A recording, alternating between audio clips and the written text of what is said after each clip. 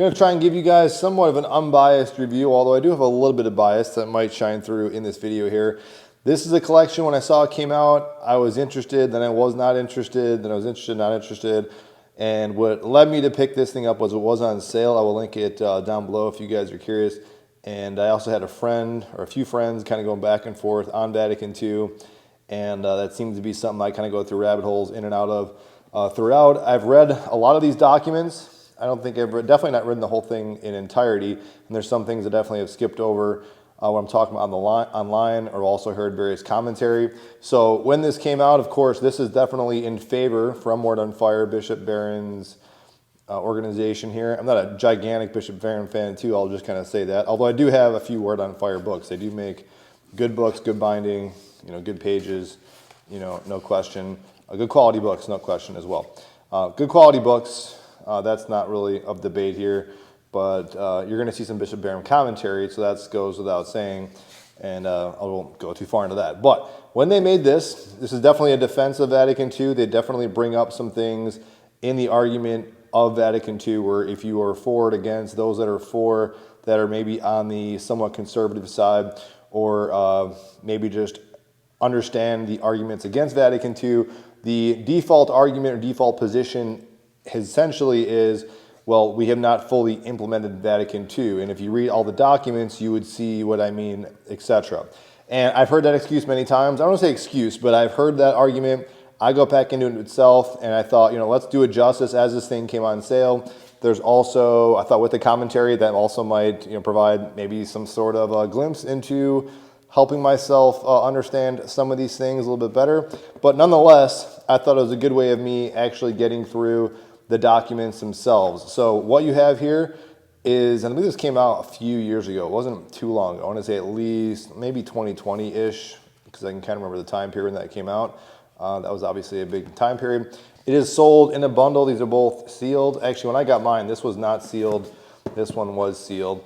And before I get into the books themselves specifically, well, let's do that first. So you can see it says Vatican II Constitutions, Declarations, and Decrees. And just to kind of summarize what constitutions and declarations, decrees essentially are, you have constitutions are the most authoritative, declarations are shorter statements on specific documents, and decrees are generally kind of practical instructions, directives on certain areas of the church. So in some ways, there is a lot of theology in here, of course, and there's some things that you can read that are not just kind of formalized documents, like you're not just reading, just legislation or anything like that. It can be interesting. There are some things that are legitimately enlightening, and I've said that before I started reading these books in more detail, but there are still some things that allow one to be kind of puzzled, and we get into the idea or the argument, somewhat conspiracy of is there inserted by default some weaponized ambiguity in these documents that led to a radical change in post-Vatican II. And that's really what I wanted to find out for myself. And I think, though, regardless on what side of the fence you would stand on, most people wouldn't say this is a new church. Some would, again, defend this as a hermeneutic of continuity argument that goes back and forth as a debate. I think it is hard, though, especially as I've kind of read these. This I'm kind of diving a little more into, but I've already kind of read parts of this. Definitely this, and I would say even the opening statement, which is in both of these books, and I'll get to that here in a second. Opening statement by Pope John the 23rd. This opening address is actually present in both books, and even the introduction of Bishop Barron is the exact same in both books. I'm not sure why they did that, because I think they would come as a set anyways, or maybe you can buy them individually, but I found that kind of interesting. I think it's hard to argue at least when I read the opening statement, in my own personal opinion, that I had a lot of underlines, I had some questions, things kind of going on, things starred that I thought were just somewhat interesting. And my point is, it seemed at the very least, the take-home message that I got, at least from the opening documents and the earlier positions, at least the earlier flow of the constitutions, that you start to see this definitely a change in how, if I were to summarize it very simplistically for the basic person, what I kind of read through this is that they kind of accept the past. They admit that, this was what the church taught. They're not going to deviate from traditional church teachings. However, we're not going to be the church. This is not going to be the council of condemnation, heresies, excommunications, and this kind of authoritative rule not just in the church, but the authoritative rule or influence in society, versus they're going to do this thing where it's, again, ecumenical, especially in these declaration decrees and somewhat in here too, and more of a way of evangelizing through being out in the world and facing world issues. I think that would be more or less in a nutshell. But my point when saying is that no matter what side of the fence you are standing on, it does seem like this is, and this isn't meant to be an offense, and of course, being Catholic, I don't think it necessarily is, Neo-Catholicism versus classical traditional Catholicism. And I would say, probably the title of this video here, this really does seem to be, or both these books do seem to be the playbook that we have been seeing in the mid-20th century, you can say even early 20th century, writing on the wall, and then of course 21st century, where the synod is really in full swing. Of course, even Pope Leo has 14th has actually alluded to the idea of really keeping in the spirit of Vatican II. So with all that being said here, just talking about the books themselves, and I apologize for that intro, interested to hear what you guys have to say about this. I can understand I'll just first address the critic. I would think, obviously, if you're in favor of Vatican II, you love the new changes, I think you would love these books. I think you're going to love reading them. I do think the documents themselves flow and have a good kind of, narrative's not the right word, but they definitely flow together. And how the book is essentially put together is, there are, as usual, Bishop Barron commentary in books. He inserts a few things very loosely, at best. It's never more than 2 pages, if I can find one here.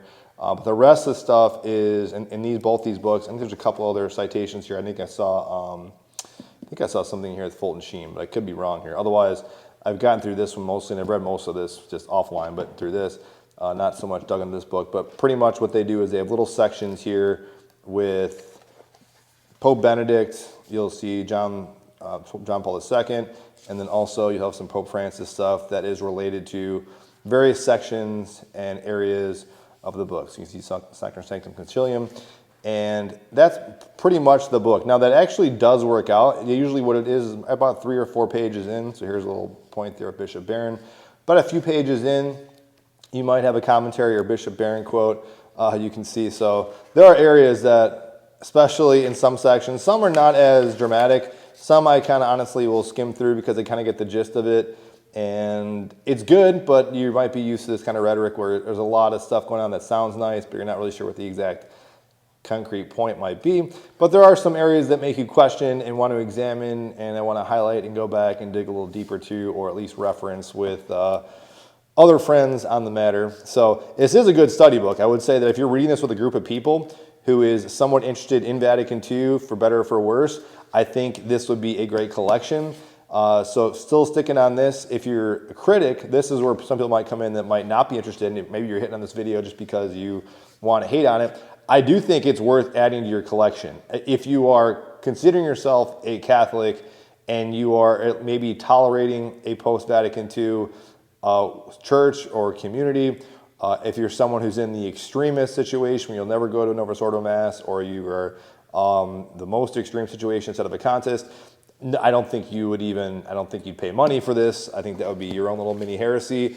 If you found it used, you might pick it up. But I do find that if you're someone who wants to make an argument for or against Vatican II, this is a great way to read the documents. I think when you go on the Vatican website, and I'm trying to read stuff from the website, you can of course get synopsises and hear commentary about that. I think it's better to actually read it for yourself in the quiet aspects of your own home, and really let it sink into yourself. Like most books, there are periods where, as areas that I was critical in, I would read it and you start to get kind of pulled in a little bit and you kind of see where they're going. But then I again start thinking it's hard not to think that some of these things, as great as they sound, have not come to fruition. If anything, they've gotten way worse. So what I've told some friends who are really pro-Vatican II is that, yeah, possibly Vatican II has not been implemented. Maybe we haven't seen the fruits yet. Maybe this was the start of other things that might change in the church. Maybe this was like the precipice of that change. I don't know.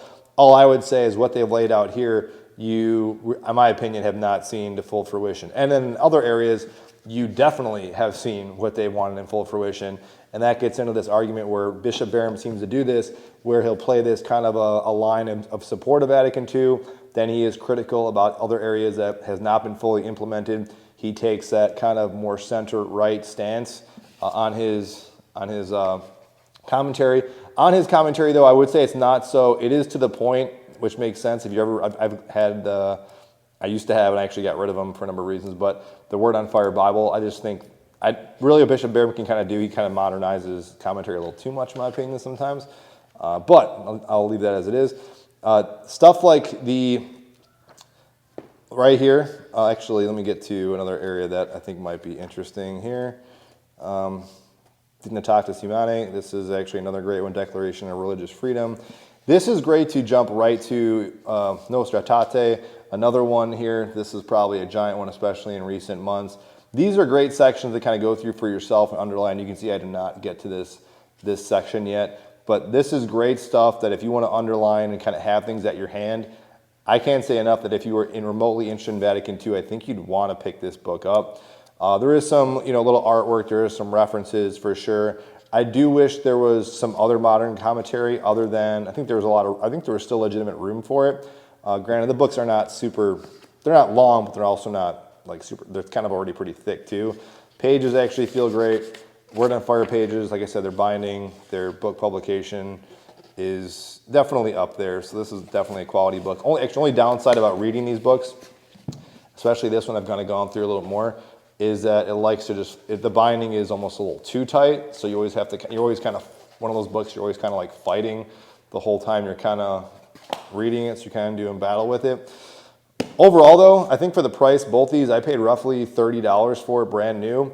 I would highly recommend it, again, for someone who is either for or against it. I understand if you're totally against it, you don't want to support the books or the documents, but I think this is one of the best ways to read these documents. I think everybody should read a physical copy of these documents if you are a critic and of course, definitely if you are a supporter of this, and if you're one of those people who maybe you could have a liberal approach to Catholic Church, in which case I think this might change your mind, and if you have a very conservative view of the Catholic Church, even in light of being favored Vatican II, I think there's also some areas in here that will have you kind of raise an eyebrow, or at the very least are open for debate. So I recommend these books. It was not something that like I said, I went back and forth with these about should I pick it up, should I not pick it up, do I really need to pay money for something I can see freely online? I've heard it many, many times.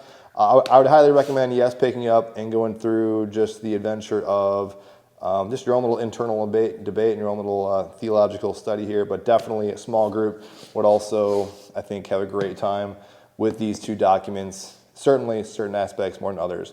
That is it though. Interested to hear what you guys have to say about these documents, if they're worth reading or not. Again, I think it's something, it's hard, don't critique something if you haven't read it. I would just say that too, and I was guilty of that. That's why I wanted to go ahead and pick these up, and this is the best way I found to kind of read these straight through, front to back for myself. I will link these down below if you guys want to check them out. Otherwise, thank you for watching.